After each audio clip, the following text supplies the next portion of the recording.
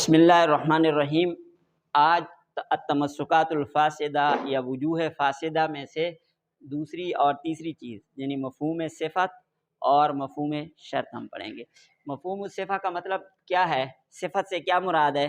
تو یہاں صفت سے مراد ہے مطلق و تقیید بالشیء، مطلق و تقیید بالشیء، کہ کسی چیز کو کسی چیز کے ساتھ اس طرح مقید کر دینا کہ اس کے جو معنی ہیں وہ کیا ہو جائیں، محدود ہو جائے۔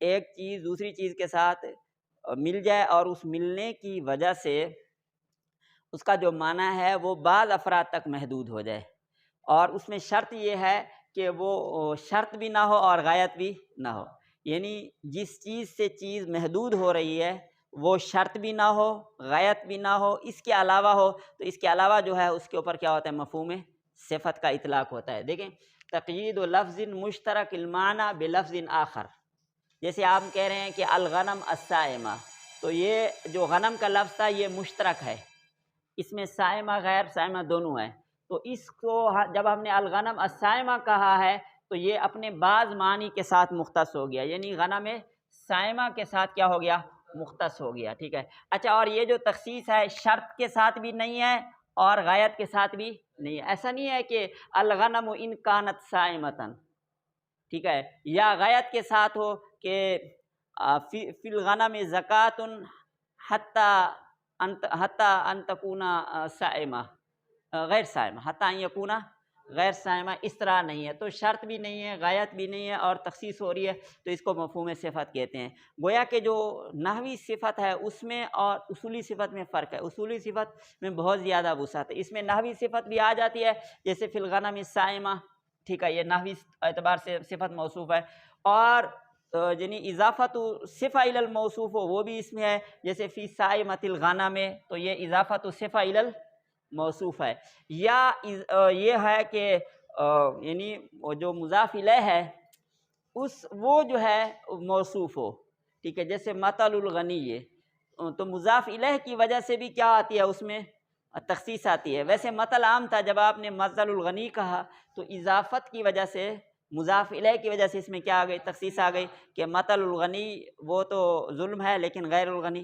اسی طرح ظرف بھی اسی مفہوم صفت میں آتا ہے، تو ظرف کی دو قسمیں، ظرف زمان اور ظرف مکان، جیسے یا ایھا الذین آمنوا اذا نودی للصلاۃ من یوم الجمعہ، تو می یوم الجمعہ سے یہ بھی کیا ہو گیا، وہ ہو گئی مفہوم صفت آ گئی یہاں پہ، اصولی صفت۔ اور بیع فی مکان کذا، اس جگہ پہ بیچو، تو اس میں بھی کیا آ گئی، اصولی صفت آ گئی۔ تو گویا کہ اصولی صفت 6 چیزوں کو شامل ہے، جس میں ایک نحوی صفت ہے اور 5 اس کے علاوہ ہیں۔ تو اب یہ جو موصوف ہے، ٹھیک ہے، جس کی اس طرح کا جس میں صفت والا معنی پایا جاتا ہے، تو اس موصوف کے لیے تو حکم ثابت ہوگا بالاتفاق، لیکن اس موصوف کے علاوہ جو ہے، یعنی ایسا لفظ جس کے ساتھ یہ صفت ہے اس کے لیے تو حکم ثابت ہوگا، لیکن اگر ایسا یہ لفظ پایا جائے اور اس کے ساتھ یہ صفت نہ ہو تو حکم کی نفی ہوگی یا نہیں ہوگی؟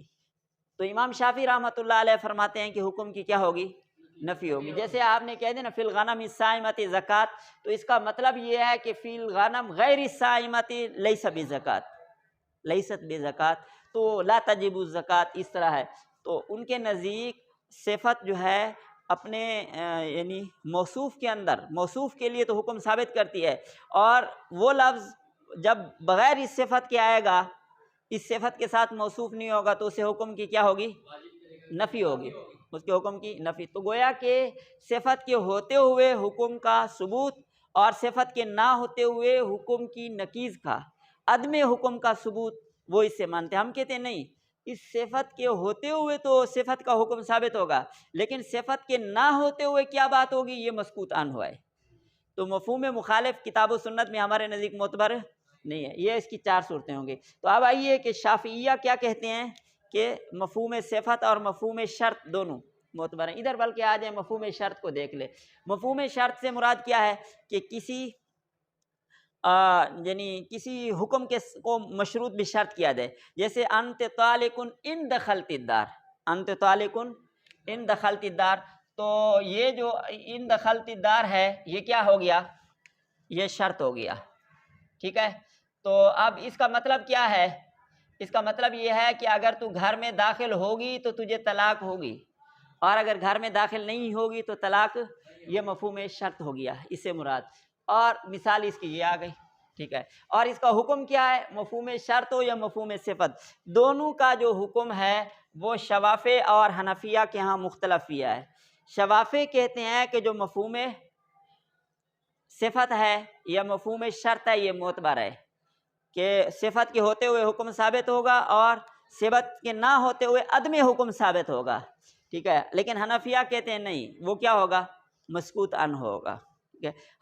شوافع کی دلیل کیا ہے؟ روایت یعلا بن امیہ، یعلا بن امیہ نے حضرت عمر رضی اللہ تعالیٰ عنہ کو کہا کہ قرآن مجید میں ہے فَلَيْسَ عَلَيْكُمْ جُنَاحٌ أَن تَقْصُرُوا مِنَ الصَّلَاةِ إِنْ خِفْتُمْ ان یفتنکم الذین کفروا۔ تو ان خفتم کا مطلب یہ ہوا کہ حالت خوف میں تو کیا ہوگی؟ یہ قصر کی سہولت ہوگی، لیکن حالت امن میں نماز قصر کرنے کا حکم نہیں ہوگا، اجازت نہیں ہوگی۔ حالانکہ ما بالونا نقصر و امنا، ہم امن میں ہیں پھر بھی نماز کو قصر کرتے ہیں۔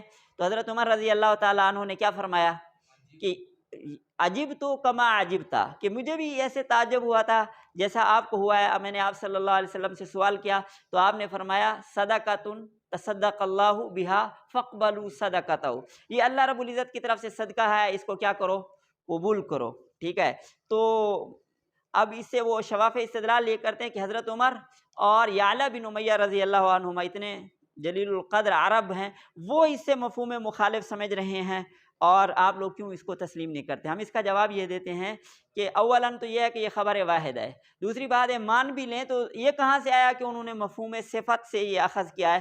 ہو سکتا ہے اس سے صحاب حال سے انہوں نے مفہوم شرط کی بجائے اس سے صحاب حال سے کیا ہوں، کیونکہ عام حالات میں تو قصر نہیں ہے امن کی حالت میں، تو خاص قصر کی حالت جو ہے سفر کی حالت اور وہ بھی خوف کی حالت، تو انہوں نے اس سے صحاب حال سے استدلال کیا ہو، جب دونوں احتمال موجود ہیں کہ مفہوم شرط سے استدلال کیا ہو، اور یہ بھی احتمال موجود ہے کہ اس سے صحاب حال سے کیا ہو، اس سے صحاب حال اس سے وزنی دلیل ہے، تو اذا جال احتمال بطل الاستدلال، آپ کا استدلال درست نہیں ہے۔ پھر حنفیہ سے سوال ہوتا ہے کہ آپ لوگ کیسے، آپ کے پاس کیا دلیل ہے؟ چلو ان کے پاس کچھ تو دلیل ہے، آپ کے پاس کیا دلیل ہے؟ تو حنفیہ کہتے ہیں کہ یہ جو استدلال ہے کتاب و سنت میں، اصل میں کتاب و سنت کے جو علاوہ ہے اس میں تو حنفیہ کے نزدیک مفہوم مخالف معتبر ہے، عامۃ الناس کے کلام میں، فقہا کے کلام میں مفہوم مخالف معتبر ہوتا ہے، اور جو کتاب و سنت ہے اس میں معتبر نہیں ہوتا۔ اس کی دلیل یہ ہے کہ حنفیہ کہتے ہیں کہ قرآن مجید اور احادیث اتنے بلیغ معنی پر مشتمل ہوتے ہیں، ان میں بسا اوقات ترغیب مقصود ہوتی ہے، اس میں مختلف پہلو ہوتے ہیں، تو اس لیے ان کو ہم ایسے اپنے ذہن سے ان سے نتائج اخذ نہیں کر سکتے، ٹھیک ہے۔ اس میں مسئلے کو ہم مسکوت عنہ رکھیں گے، اتنے بلیغ کلام میں تو کئی مفہوم مخالف نکل سکتے ہیں، کئی پہلو نکل سکتے ہیں، تو رسول اللہ صلی اللہ علیہ وسلم کا کلام ہو یا قرآن مجید ہو تو اس میں ہم اس مفہوم مخالف کو معتبر نہیں مانیں گے۔ ہم مانیں گے تو کیا عقل سے مانیں گے یا نقل سے؟ اگر عقل سے مانیں گے تو عقل سے اس طرح جو تعین ہے یہ ٹھیک نہیں ہے کتاب اللہ کا اور سنت کا، اور اگر نقل سے مانیں گے تو نقل متواتر ہوگی یا خبر واحد ہوگی، ظاہر ہے نقل متواتر تو ہر جگہ موجود نہیں ہو سکتی، تو خبر واحد ہوگی، تو خبر واحد کے ذریعے ہم کتاب اللہ سنت کے معنی کو کیا کریں؟ متعین کریں، یہ ٹھیک نہیں ہے، لہٰذا اس کو ہم موقوف رکھیں گے، مسکوت عنہ سمجھیں گے، اس کے بارے میں ہم دیگر نصوص میں دیکھیں گے، اگر دیگر نصوص میں ہماری جو رہنمائی مثبت ہوگی تو ہم مثبت مانیں گے، منفی ہوگی تو اس کو منفی مانیں گے، تو کلام اللہ کو ہم عامۃ الناس کے کلام کی طرح ہلکا لے کر اسے مفہوم مخالف اخذ نہیں کریں گے، ٹھیک ہے۔